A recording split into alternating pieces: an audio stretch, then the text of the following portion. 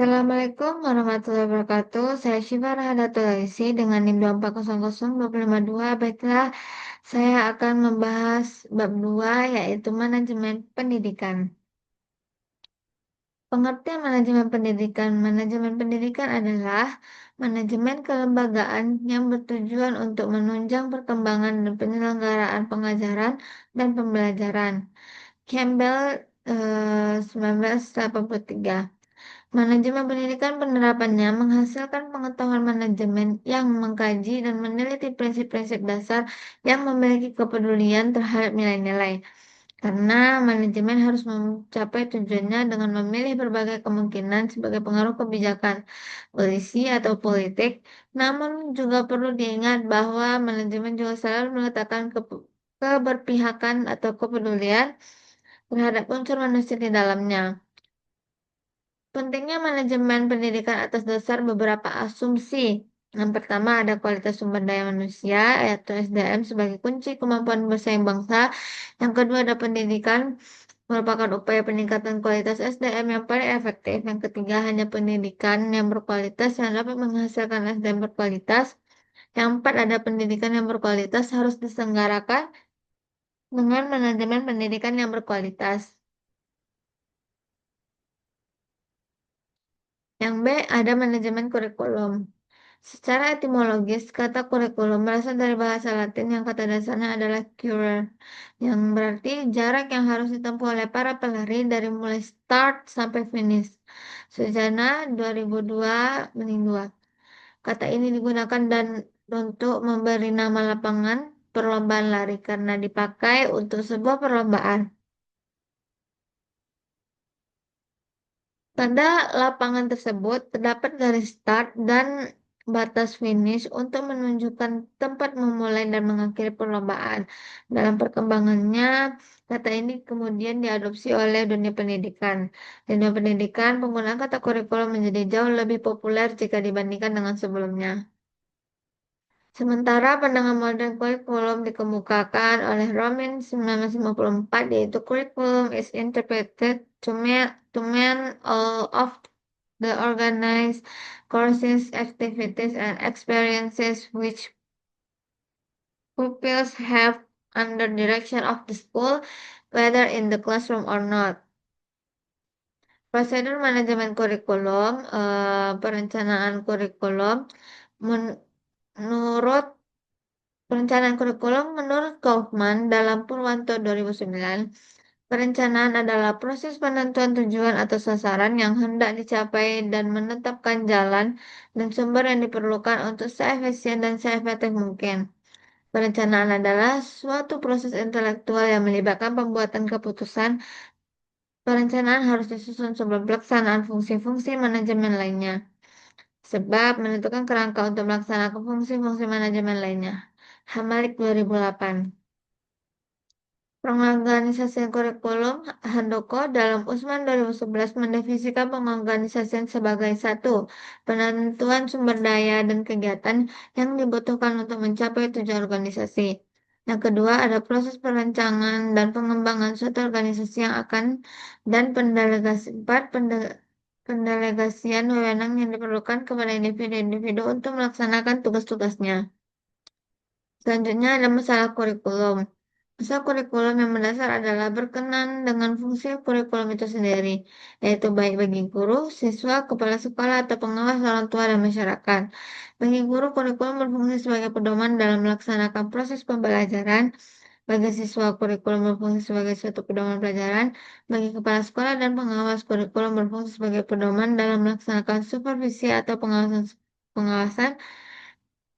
Bagi orang tua, kurikulum berfungsi sebagai pedoman dalam membimbing anaknya belajar di rumah. Bagi masyarakat, kurikulum berfungsi sebagai pedoman untuk memberikan bantuan bagi terselenggaranya proses pendidikan di sekolah.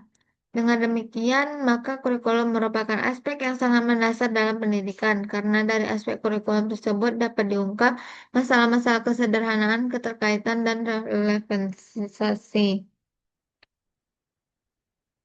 C. Ada manajemen kesiswaan. Tujuan dengan adanya manajemen peserta didik adalah mengatur semua kegiatan peserta didik untuk menunjang proses belajar mengajar di sekolahnya. baik dalam aspek di kelas maupun aspek pengembangan minat dan bakat siswa itu sendiri. Seluruh aspek kegiatan tersebut adalah dalam rangka maupun terpenuhinya kebutuhan peserta didik sebagai pelajar, baik dari aspek pengetahuan, keterampilan maupun psikomotornya, termasuk menyalurkan dan mengembangkan minat dan bakat peserta didik guna mencapai cita-cita hidup yang diharapkan. Konsep manajemen kesiswaan, manajemen peserta didik merupakan penataan dan pengaturan terhadap kegiatan yang berkaitan dengan peserta didik, mulai dari siswa itu masuk sampai dengan keluar dari suatu sekolah. Manajemen peserta didik tidak semata pencatatan data peserta didik, akan tetapi meliputi aspek yang lebih luas, yaitu dapat membantu upaya pertumbuhan anak melalui proses pendidikan di sekolah. Selanjutnya ada perencanaan peserta didik. Perencanaan terhadap peserta didik menyangkut perencanaan menerima siswa baru, kelulusan, jumlah putus sekolah, dan kepindahan. Khusus mengenai perencanaan peserta didik akan langsung berhubungan dengan kegiatan penerimaan dan proses pencatatan atau dokumentasi data pribadi siswa, yang kemudian tidak dapat dilepaskan kaitannya dengan pencatatan atau dokumentasi. Data hasil pembelajaran dan aspek-aspek lain yang diperlukan dalam kegiatan kurikuler dan non-kurikuler. Kokurikuler. Pembinaan peserta didik. Langkah kedua dalam manajemen peserta didik adalah pembinaan terhadap peserta didik yang meliputi layanan-layanan khusus yang menunjang manajemen peserta didik. Layanan-layanan yang dibutuhkan peserta didik sekolah meliputi A. Layanan bimbingan dan konseling, B. Layanan perpustakaan, C. Layanan kantin, D. Layanan kesehatan, E. Layanan transportasi, F. Layanan asrama.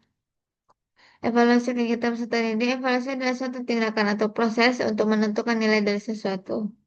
Mutasi peserta didik, secara garis besar, mutasi peserta didik diartikan sebagai proses perpindahan sekolah didik dari sekolah satu ke sekolah yang lain atau perpindahan peserta didik yang berada dalam sekolah. D. Ada manajemen sarana dan prasarana. Pengertian manajemen sarana prasarana pendidikan yang bermutu dapat dihasilkan melalui transformasi sebuah sistem pendidikan yang didukung dengan komponen input yang bermutu pula. Salah satunya komponen input tersebut adalah sarana prasarana. Sarana prasarana merupakan komponen penting dalam pelaksanaan pendidikan sehingga perlu dilakukan pengelolaan sedemikian rupa sehingga tujuan yang telah ditetapkan dapat tercapai secara efektif dan efisien. Tujuan manajemen sarana prasarana pendidikan yaitu menurut Pak Fadal 2004 secara umum, tujuan manajemen sarana dan prasarana pendidikan adalah memberikan layanan secara profesional dalam rangka terselenggaranya proses pendidikan secara efektif dan efisien. Ada prinsip-prinsip manajemen sarana prasarana.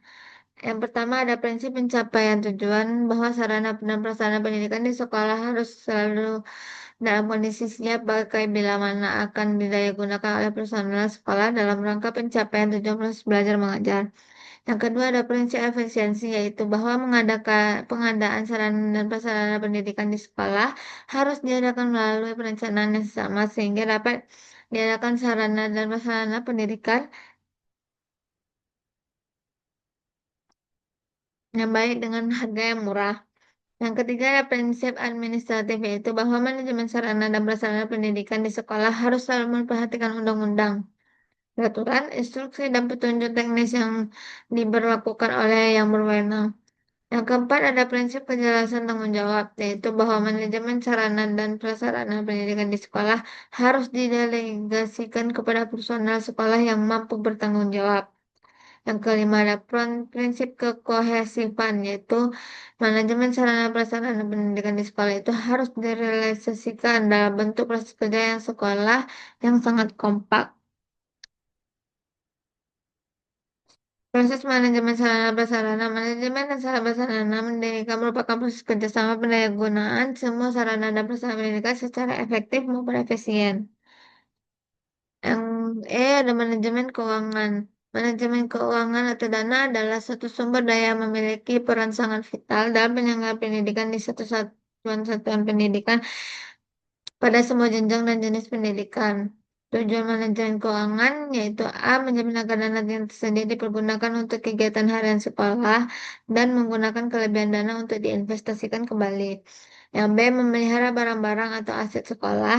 Yang C. Menjaga agar peraturan-peraturan serta praktik penerimaan, pencatatan, dan pengeluaran uang diketahui dan dilaksanakan. Prinsip-prinsip manajemen keuangan yaitu menurut Undang-Undang Nomor 20 Tahun 2003 Pasal 48 pengelolaan dana pendidikan dilakukan dengan bertumpu pada prinsip keadilan, efisiensi, transparansi, dan akuntabilitas publik. Proses manajemen keuangan A. Perlengkapan administrasi keuangan yaitu memiliki tempat khusus penyimpanan, memiliki alat hitung, dan memiliki buku-buku yang dibutuhkan. B. RAPBS yaitu memiliki RAPBS yang telah disahkan oleh yang berwenang serta memiliki program penjabarannya. Pengadministrasian keuangan yaitu memiliki catatan logistik, uang dan barang sesuai dengan anggaran dan sumber dana. Fungsi manajemen keuangan dan pertama ada perencanaan anggaran tahunan, dua pengadaan anggaran, tiga pendistribusian anggaran, empat pelaksanaan anggaran, lima pembukuan keuangan, enam pengawasan dan penanggulangan keuangan. Manajemen hubungan masyarakat. Hubungan sekolah dan masyarakat memiliki tujuan untuk meningkatkan efisiensi dan efektivitas kegiatan sekolah dalam memajukan kualitas pertumbuhan dan perkembangan proses belajar peserta didik, memajukan kualitas kehidupan masyarakat, dan mengembangkan pengertian serta minat masyarakat terhadap program kerja kegiatan di lembaga pendidikan. Fungsi humas ada empat yaitu memberikan penerangan kepada publik, melakukan persuasi kepada publik untuk mengubah sikap dan tingkah laku publik, dan upaya untuk menyatukan sikap dan perilaku suatu lembaga pendidikan dengan sikap dan kebutuhan masyarakat. Konsekuensi manajemen hubungan sekolah dan masyarakat.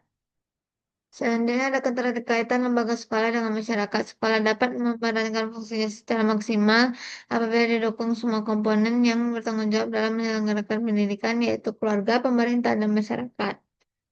Faktor-faktor yang mempengaruhi sekolah dengan masyarakat, yang pertama ada jarak sekolah dan masyarakat, yang kedua ada persepsi yang salah tentang peran serta, yang ketiga ada kebanggaan terhadap sekolah, yang keempat ada persepsi orang tua terhadap sekolah, yang kelima ada tradisi mengajak berpergian. Yang keenam ada tradisi terhadap pendidikan wanita. Yang ketujuh ada pola pikir ingin cepat memetik hasil. Yang kedelapan lingkungan yang kurang memberikan motivasi. Pendidikan kepala keluarga, pemahaman ajaran agama yang sempit. Ada kelompok masyarakat yang terkait dengan program eh, pendidikan. Atau masyarakat yang berperan aktif dalam bidang pendidikan dapat diklasifikasikan menjadi beberapa macam. Terus selanjutnya ada teknik-teknik pelaksanaan hubungan sekolah dan masyarakat. Ada banyak teknik dan pelaksanaan hubungan sekolah dan masyarakat agar implementasi teknik berhasil dan dapat berjalan secara lancar dan optimal. Maka lembaga pendidikan perlu memperhatikan komitmen masyarakat secara pendidikan.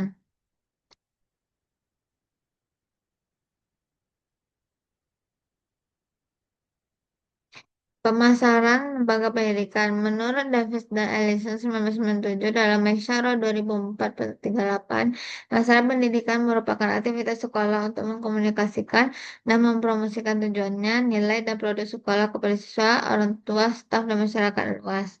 Unsur-unsur hubungan sekolah dengan masyarakat itu ada tiga, yaitu yang pertama sekolah, yang kedua orang tua murid, yang ketiga murid dan guru.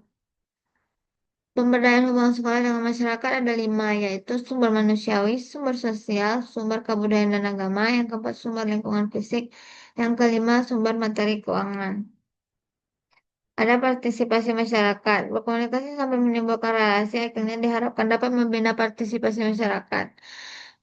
Terus ada usaha mengenal masyarakat sebelum sampai ke taraf kerjasama dan mengajak masyarakat berpartisipasi dalam kegiatan sekolah. Diperlukan persiapan-persiapan yang mendalam, terutama usaha untuk mengenal masyarakat. Ada manajemen personalia. Mondi dan Noe 2015-19 mengemukakan bahwa recruitment is the process of attracting individuals on a timely basis in sufficient numbers and with appropriate qualifications and encouraging them to apply for jobs with an organization. Kegiatan tersebut dapat dimaknai bahwa penarikan calon pegawai merupakan serangkaian kegiatan yang dilakukan secara terencana guna memperoleh calon-calon pegawai yang memenuhi syarat-syarat yang dituntut oleh suatu jabatan tertentu yang dibutuhkan oleh suatu organisasi. Konsep manajemen personalia. Kalau dalam konteks sumber daya manusia, pengembangan dipandang sebagai peningkatan sumber daya manusia melalui program-program pelatihan, pendidikan, pengembangan.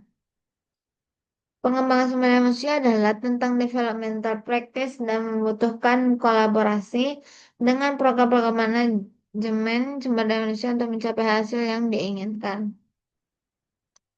Ada konsep kompensasi sumber daya manusia.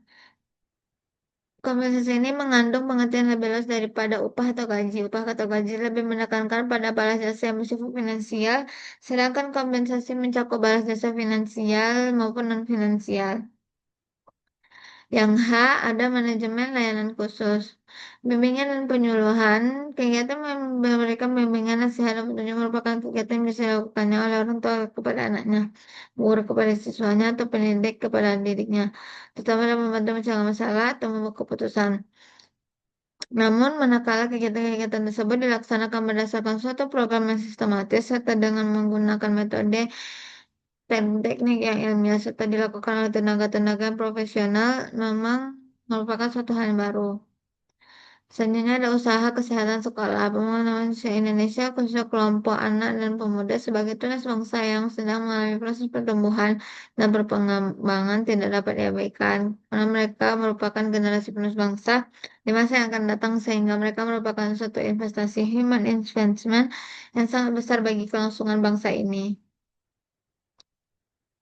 Perpustakaan sekolah dapat diartikan sebagai kumpulan buku atau uang fisik sebagai tempat buku dikumpulkan dan disusun melalui sistem tertentu untuk kepentingan pemakai. Asrama sekolah, kompensasi profesional yang dimiliki peserta didik untuk mengandung ranah pengetahuan dan keterampilan juga harus mengandung ranah sikap. Selanjutnya ada kafetaria sekolah. Banyak sekolah menghadapi kesulitan mengatur kedisiplinan siswanya untuk mendapati waktu pelajaran dikarenakan siswa harus membeli atau jajan makanan atau minuman di luar sekolah. Baiklah, kesimpulan dari bab 2 yang dapat saya ambil yaitu manajemen pendidikan merupakan suatu proses yang mencakup perencanaan, pengorganisasian, pelaksanaan, dan pengawasan dalam mengelola sumber daya pendidikan, baik personil maupun material. Secara efektif dan efisien untuk mencapai tujuan pendidikan yang telah ditetapkan, manajemen pendidikan sangat penting dalam menghadapi perubahan global dan kemajuan teknologi, sehingga diperlukan perbaikan keberkelanjutan agar output pendidikan mampu bersaing di era globalisasi. Sistem pendidikan yang bermutu hanya dapat terwujud melalui pengelolaan yang memperhatikan kualitas proses belajar mengajar, sehingga peserta didik dapat berkembang secara optimal sesuai dengan potensi dan kebutuhan zaman.